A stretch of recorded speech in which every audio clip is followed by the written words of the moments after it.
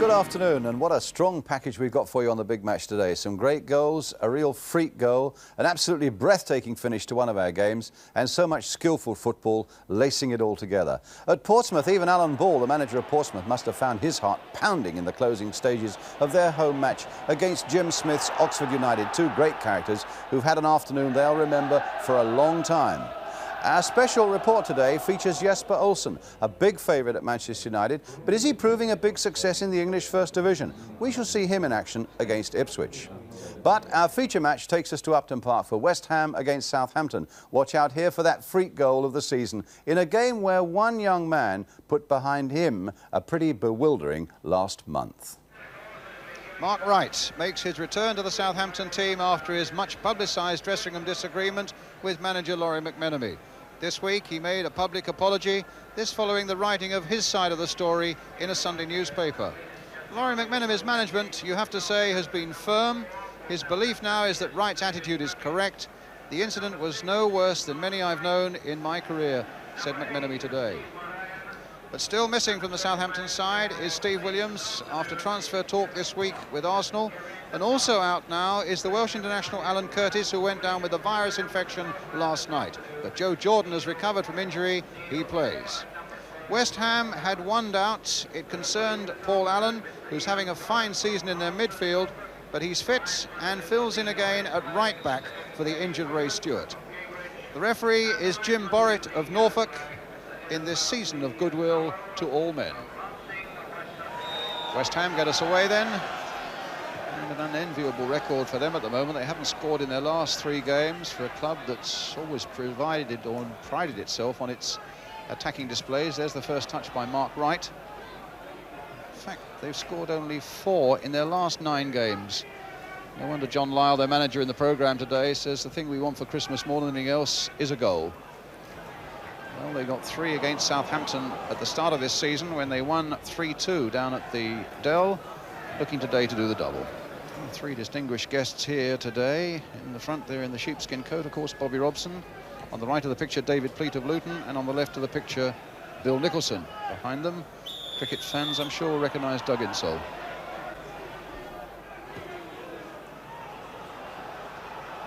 Now Dennis.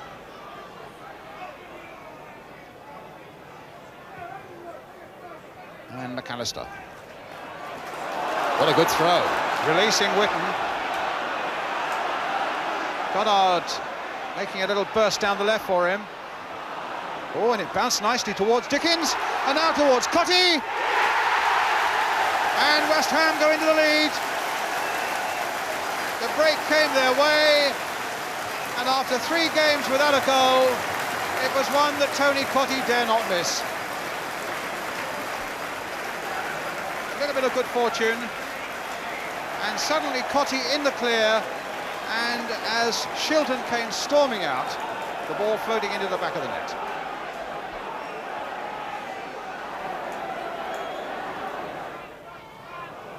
Jordan dummied that and allowed that to go through to Wallace, and it might be profitable for Southampton.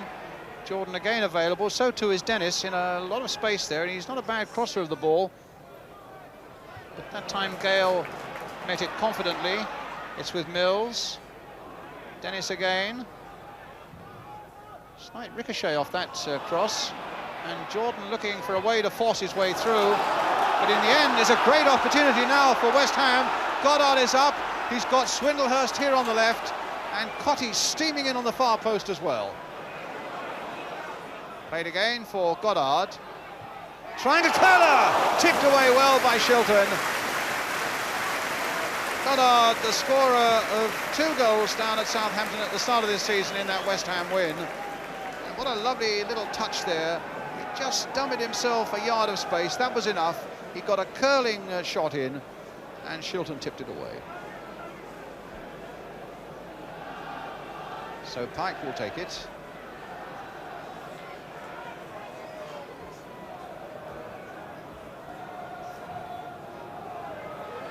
Martin going there with a header, and a linesman flagging furiously on the byline there, possibly for a foul by Alvin Martin as he climbed for that header.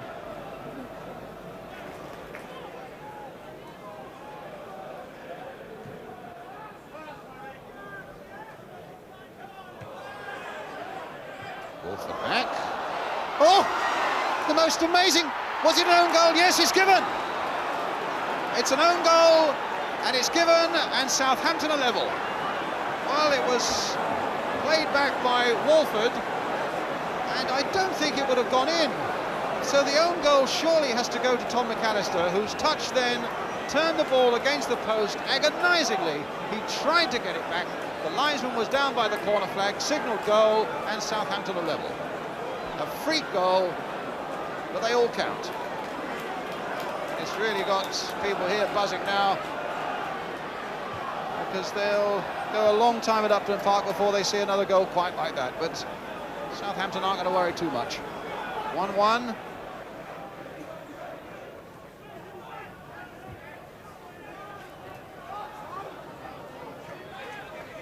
The score. Cotty for West Ham, and McAllister, the goalkeeper, own goal for Southampton.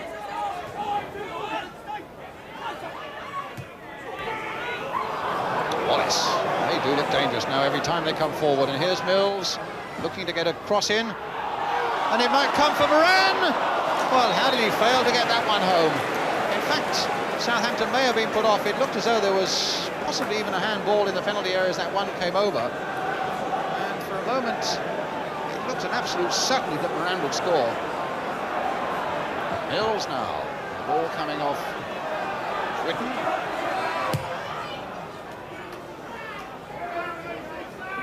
And a goal kick.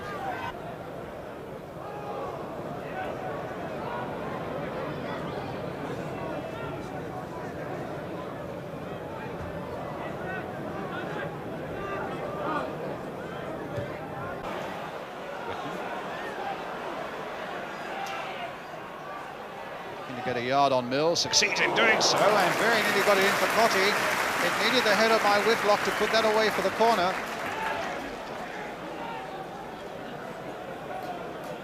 Which Dickens will take. Martin forward, Jordan back. Gale also into the Southampton penalty area as Dickens takes that corner. Dickens again. What is it this time? The little floater in once more, and the header, Swindlehurst's header that was wide, but it had Shilton scampering. Quite a good powerful header there by Dave Swindlehurst.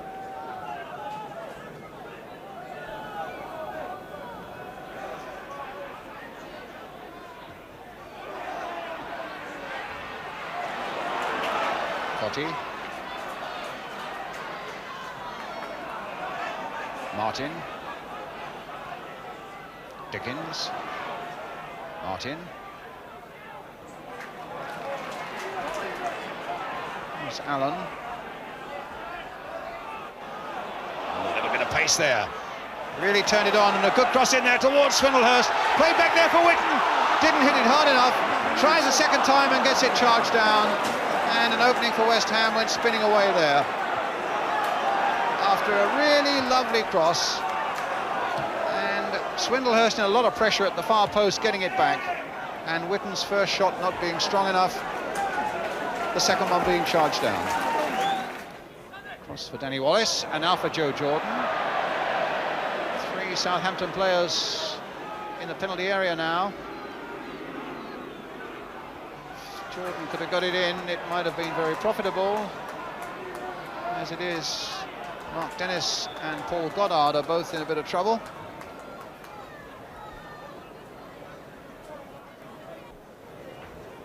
And Mark Dennis going off for repairs, which Southampton no doubt will hope can be completed during the half-time interval, which comes up any second now.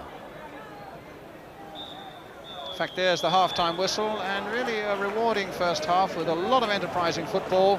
And without question, the freak goal of the season, that back pass from Steve Walford, which I'm sure was going wide until Tom McAllister somehow clutched at it, and the ball hit the post and went along the line and just over it, so the linesman said, to present Southampton with their equaliser. Half-time then at Upton Park. Southampton are 1-1 here against West Ham. West Ham 1, Southampton 1.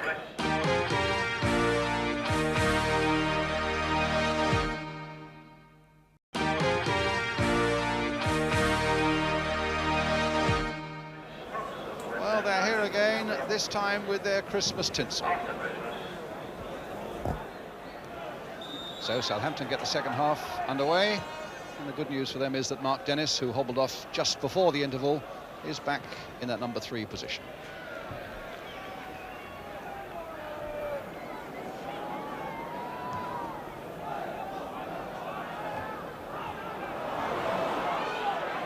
It's going to be a West Ham ball.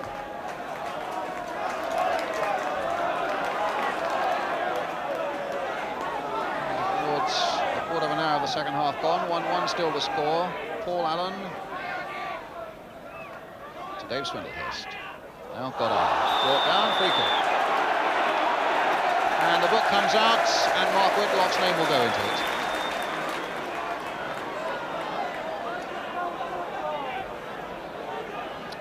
As you can see, some pretty unseasonable weather again is with us here in East London.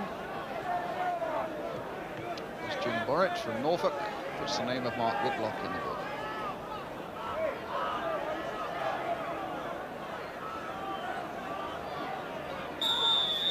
Gale with the free kick for West Ham. Hit it down powerfully there, and Cotty! Oh, sliding across that Southampton 6-yard area.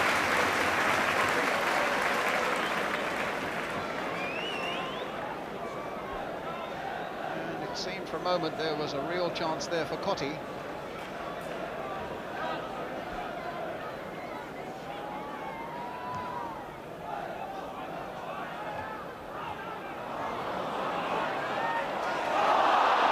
Good advantage play by the referee. Goddard, too many red and white shirts are back.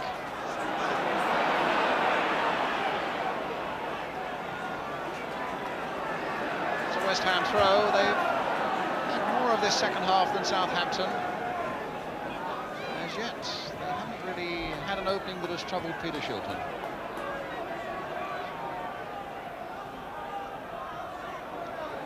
Goddard, Martin driving it from afar. Come now for Moran. Suddenly the red shirts are springing forward. Mark Dennis among them. Steve Moran.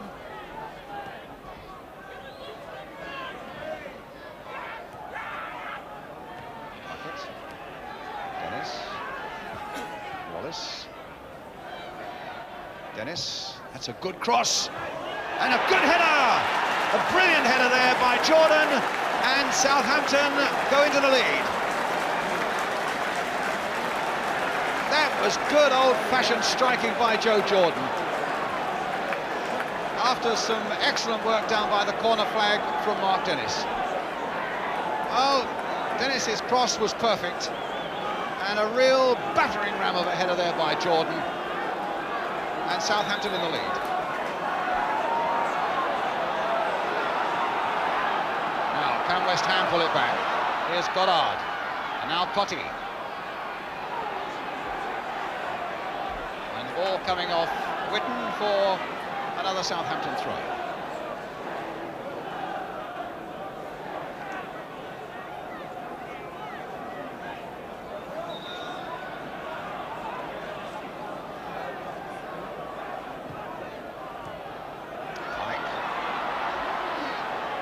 Swindlehurst. It's almost fell for Dickens.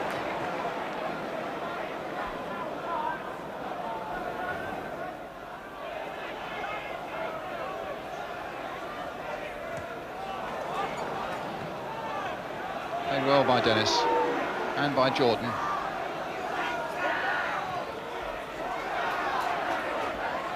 Armstrong. Pulled back by Pike.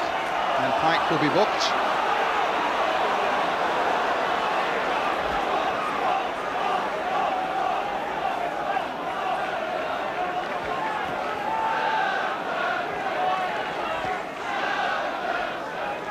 If you remember, quite early in the game, Pike will have been booked for doing just that in the Southampton raid on Pocket, I seem to remember.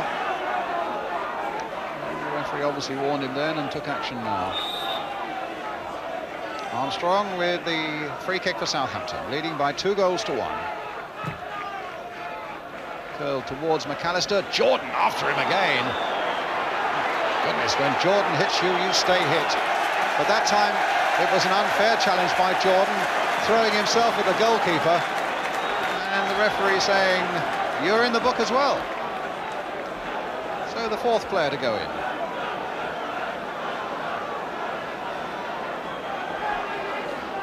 Jordan's argument is that he would be going for the ball. The referee's view was that he was throwing himself dangerously at the keeper. It's Whitlock's header. It's now Jordan brought down by Allen, a free kick to Southampton.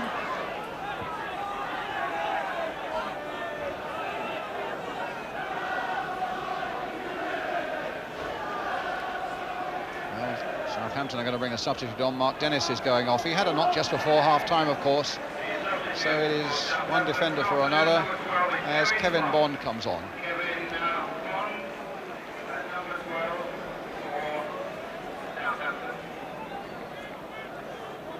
So Kevin Bond, it's been a good week for the Bond family with his dad, John Bond, now back in football.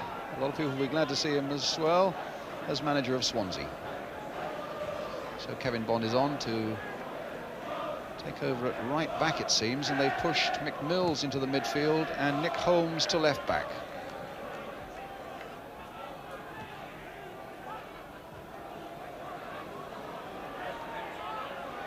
Martin, Goddard, Whitten.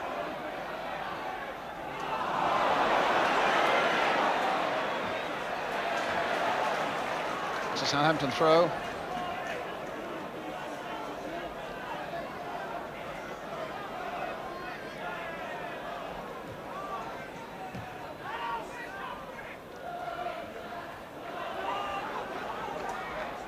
Martin. Allen. Stopped that time by Moran. Moran then persuaded to go down the flank by Jordan's pass, but Allen is in there. It's... well, that's an extraordinary decision. And in fact, the linesman had given the throw to Southampton. The referee's overruled him and has given it to West Ham, which was the right decision, but now it is a Southampton throw, and Holmes with it. Jordan comes for Armstrong, driven well, but too high and wide. David Armstrong, who celebrates his 30th birthday on Boxing Day. Now they're taking Alan Dickens off, West Ham, and Neil Orr comes on.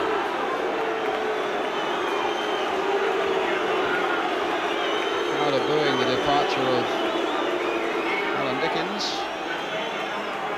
It's nothing directed against Dickens, I can assure you. I think they may well have felt that they would like to have seen somebody else go off.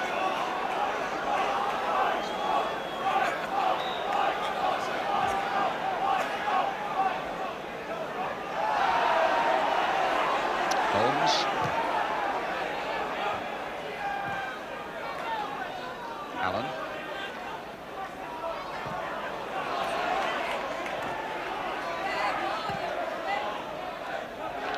Armstrong.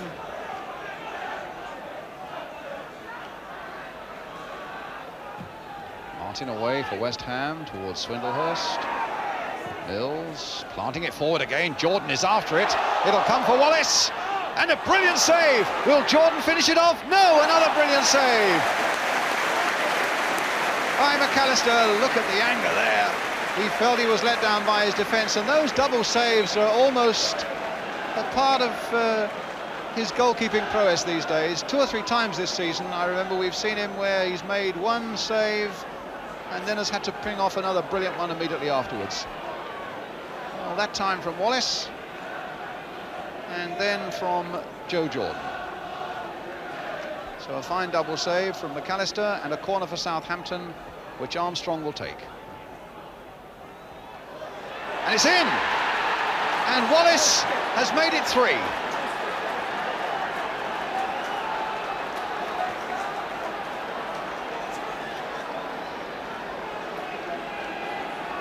So there's real problems now for West Ham. From the corner, it's Wallace, and it's West Ham 1, Southampton 3.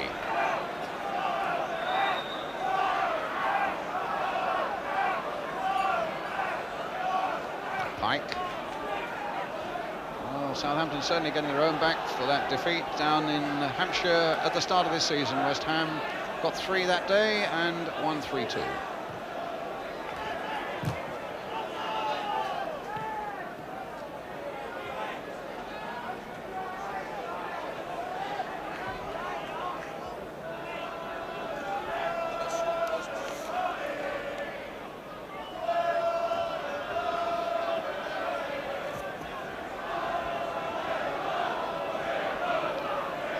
With the throw for Southampton.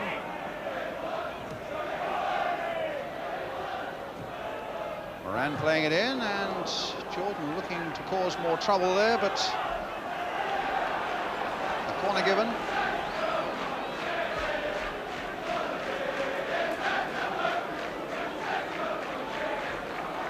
Wallace with the kick for Southampton. Holmes. Wallace, missed it across by him. Allen getting it away to Goddard. Paul Allen again. He certainly has been West Ham's best player in this match. What a run this is. Surely he's not going to finish that off. A brilliant goal! A brilliant goal by Cotti. Well, he finished it off. But what an astonishing run by Paul Allen, the number 2. Who ran almost the length of the field to deliver the perfect cross that Cotti finished off gloriously into the back of the Southampton net. West Ham 2, Southampton 3. So Cotti the scorer, the creator without question, and brilliantly so, Paul Allen.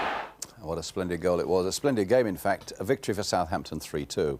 The Southampton manager, Laurie McMenemy, was, of course, delighted with his team, but he had nothing further to say about Mark Wright's performance or indeed about the Steve Williams situation. Williams, of course, the centre of transfer talk involving Arsenal, but Laurie says that he's heard nothing new so far this weekend.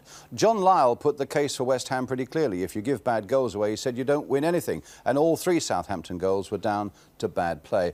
And about that crazy goal, the West Ham keeper Tom McAllister agreed it was a bad mix-up, but felt that the ball did not cross the line. Our camera angle suggests that he might just have a case.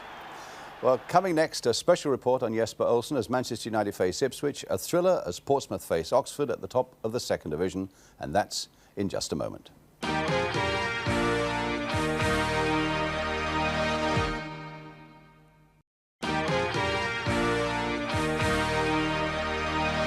And welcome back. Well, Jesper Olsen, the brilliant young Danish international, arrived at the start of this season at Manchester United in a blaze of publicity and plenty of optimism around it as well.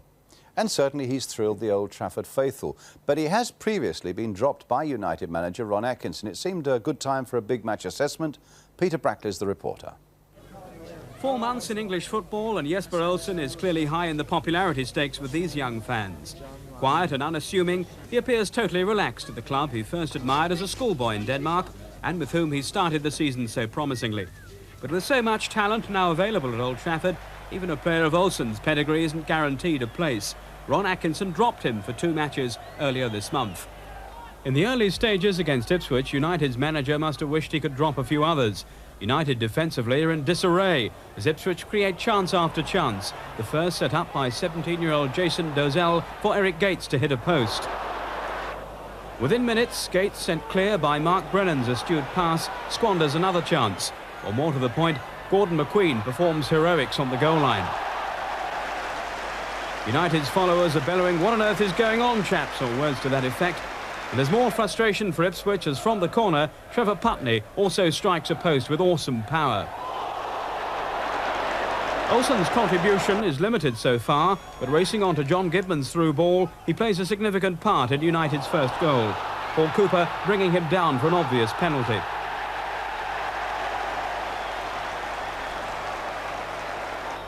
Gordon Strachan's 9th penalty success of the season is impressively taken, even if United's lead at this stage is hardly deserved. Olsen's involvement increases in the second half, but still Ipswich continue to embarrass United's defence.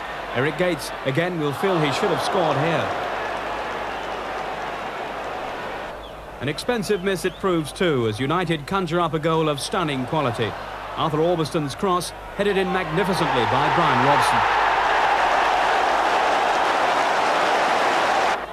Olsen reveals his class and vision, threading this pass through to Strachan.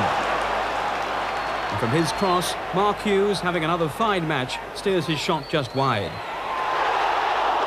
United, now endearingly in full flow, complete the scoring with a thrilling solo goal from John Gidman.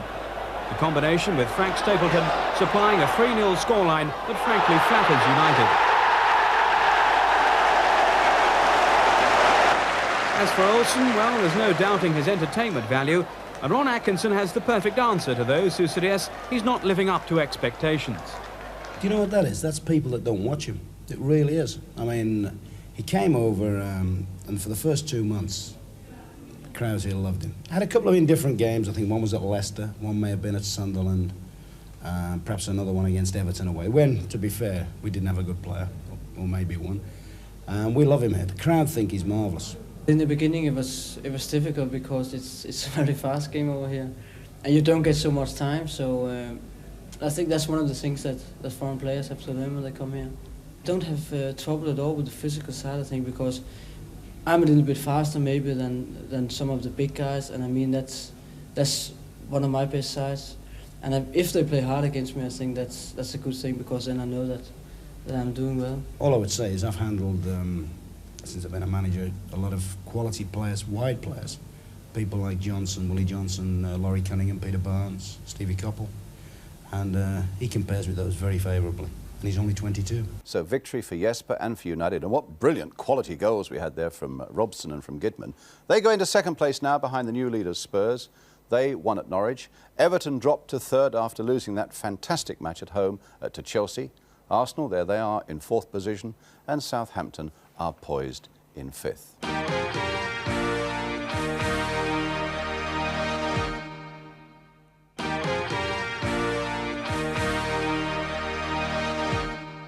Now we go to the top of the second division, where both Portsmouth and Oxford have high hopes of making those promotion places this season.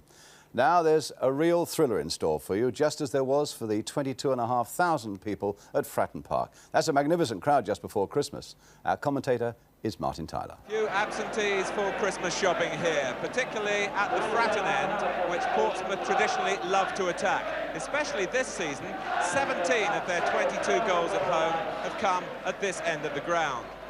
On view, an unchanged Portsmouth side, now including Vince Hilaire, signed from Luton last month. Billy Gilbert is still missing from the centre of the defence, so they can't afford any distractions for Noel Blake this afternoon, because Blake has wanted to leave the club after ignorant taunts from a section of the crowd in recent matches. It's Oxford United's first outing since they were named Club of the Year. Peter Rhodes-Brown is suspended, so George Lawrence has another chance to re-establish himself in support of the 32-goal pairing in attack, John Aldridge and Billy Hamilton. The referee is Martin Bodenham from Brighton. We joined the match at the start of the second half. The first half had been a bit disappointing. We now build to quite a climax, though. Portsmouth are in blue. The roar from the Fratton end greets Portsmouth at the start of the second half, having conceded 9 goals in their last 4 games. They'll be pleased with a clean score sheet at this point. A sternly hit back pass by Langan.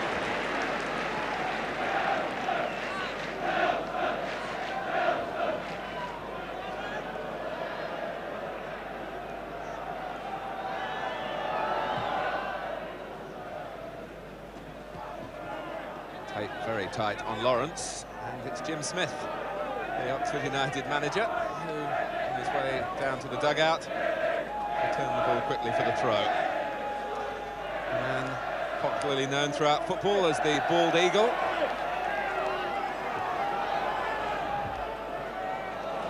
An astute touch from Webb, sent forward by Dillon, and a spot of wrestling by Briggs, but Bailey was jumping into him in the first place. Ebbard fouled by a late tackle from Kennedy. A rueful look at the back of the calf, where Kennedy made contact. Lawrence, of course, does add extra height for Oxford United at set plays. So too does Briggs. And Hamilton! That was a superb save. with Portsmouth slipping and sliding. And Hamilton swung into the shot and brilliantly turned away, fingertips by Alan Knight. McDonald's always a character to look out for at set pieces. George Lawrence right in to distract the goalkeeper. And Lawrence off the line by Kennedy.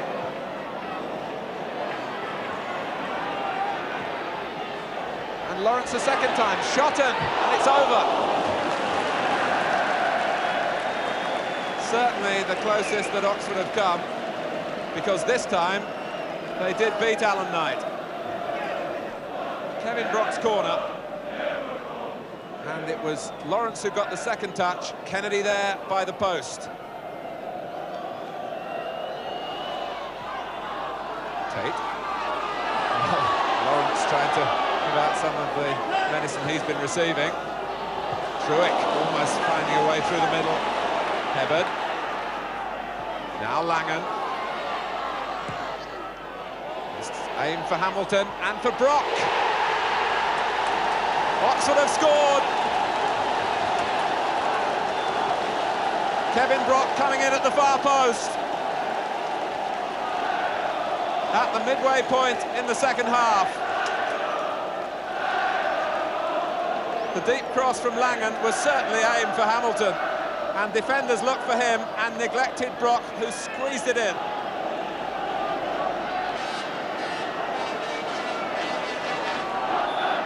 So Knight is left to reflect that Portsmouth have yet again gone behind on their own ground. It's happened so much to them in recent games at Fratton Park.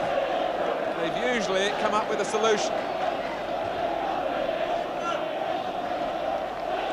What can they manage here? Webb. Hardwick. Beaten to it by Morgan, and the goalkeeper was fortunate that those around him were alert. Portsmouth have a corner. Hardwick was rushing off his line.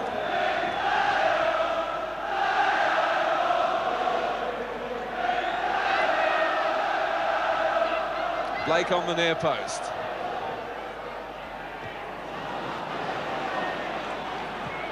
McDonald with a good defensive header. He really is a spring-heeled player. And now Lawrence has lost his balance, but Aldridge coming from inside his own half can take it up. Kennedy pursuing him. And Stanley! What a chapter of events. Gary Stanley, who says that he put through his own goal when the two teams met at Oxford, although that goal has now been credited to Billy Hamilton. But Aldridge was away, and then Stanley almost chipped his own keeper.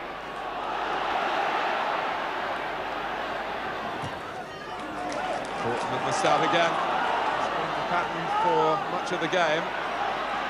Taking nothing away from Oxford, who've certainly played well. Morgan. Squeezes through for Bailey. Hilaire. Balls back. Stanley. And Blake. Hardwick to the rescue for Oxford. Blake operating now as an auxiliary attacker. Portsmouth really just hoping that something will drop for them now in the penalty area in the late stages of the game. The merest of contact from Blake. Hebbert still full of running. The try is, of course, an important one for Oxford United. Will bring every drop of energy out of their players to hang on to this lead. Similarly, Portsmouth know that a gap will open up with 3 points pass them by. Stanley.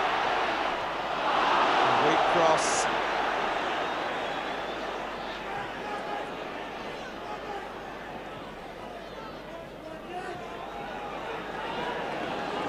Lawrence. It's Oxford's turn to give the ball away. Hilaire, Blake. Now Webb. Blake immediately darting in for the cross. And Bailey! It's come at long last. Well, Alan Bailey is on the transfer list at his own request. But those at the Fratton end don't want to see him go. And Alan Ball realises that the pressure has paid off. 2 minutes remaining, and Noel Blake, playing now as a striker, started it all off. You could see Bailey darting off into the middle the moment the ball reached Webb, because he knew a cross was coming in. And the glancing header did the trick.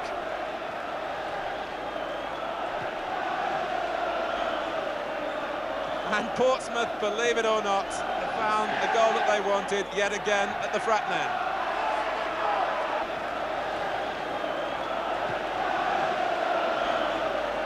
Jim Smith, completely different emotions. Absolutely furious, unless his side can regain the lead in the little time that remains.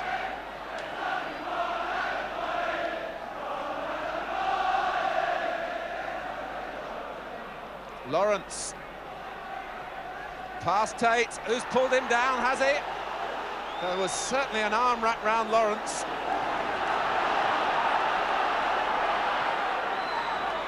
Martin Boddenham, the referee, was very close to the episode. Lawrence is still down. But all the Portsmouth supporters now are thinking about, as Lawrence hopes that the game is stopped for treatment. Hilaire.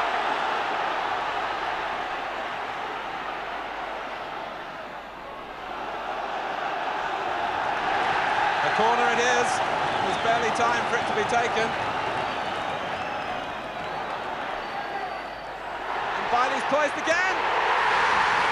Oh my word!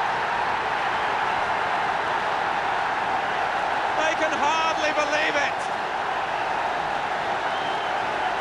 There's no way, surely, that Alan Bailey will be allowed to leave Portsmouth now.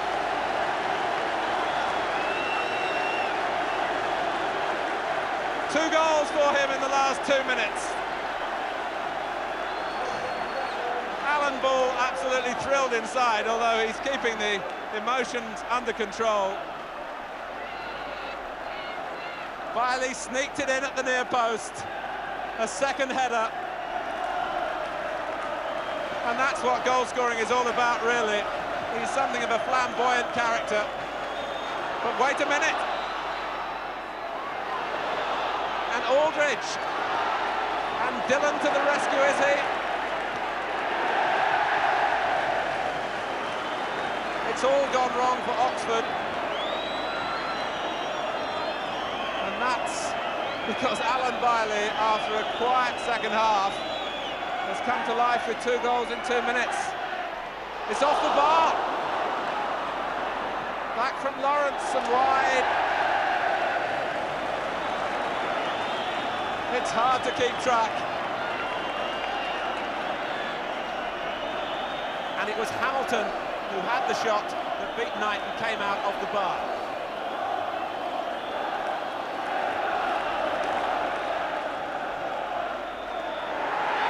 It's all over. Defeat has turned into victory, thanks to Alan Bailey for Portsmouth. The Fratton Enders will enjoy their Christmas with extra relish. Bailey's goals in the 88th minute and the 90th minute have lifted Portsmouth above Oxford United in the second division table. It's only Oxford's 3rd loss in the league this season. And it remains a magnificent year for Jim Smith and his players despite today's events. But there's such urgency at Fratton Park for a return to the First Division. And what a significant win this may turn out to be for Alan Ball's side. It's Portsmouth 2, Oxford United 1. Well, we've certainly had the lot today. What an unbelievable finish that was, and I'm delighted, of course, that we were able to bring it to you. The atmosphere Well, that was just like a cup tie down at Fratton Park. They'll remember that day for a long, long time to come. And I suppose in its way, the conditions there really made it a typical great thrusting game of English football. Well, just as Portsmouth, I suppose, must be delighted that that now puts them into second place behind the leaders, Blackburn Rovers. But I think you have to watch out also for Ron Saunders' Birmingham City side. They're coming up fast. They're in third place. Oxford now moved down to fourth place, but the consolation for them, as you can see, they do have games in hand. And then two of the big clubs there, Leeds United and Manchester City, also very much in the frame. So the second division, just like the first division, in fact, is really boiling up into something very special this season. Well, that's it then. We've certainly celebrated with some brilliant action on the programme this weekend, just as I hope you'll be celebrating a very happy and a very peaceful Christmas. Our good wishes to you all. In a way, it's a time for reminiscing. And when I saw that second West Ham goal at Upton Park yesterday, my mind went back some 15 years or so. That seems a football lifetime ago that I described a goal there scored by Martin Peters for West Ham against Leicester City. And in so many ways, it was so similar to the Tony Cottee goal. And spanning those 15 years, Peter Shilton. He was in goal yesterday for Southampton. Back in 1969, he was in goal for Leicester City. Good afternoon and a very happy holiday. Worth to take this ball from Charles. Hurst is up there with him now, and so is Peters, steaming up. Hurst is really travelling. And Peters, oh, magnificent! What a magnificent goal by Peters! Paul Allen again. Certainly has been West Ham's best player in this match. What a run this is. Surely he's not going to finish that off. A brilliant goal!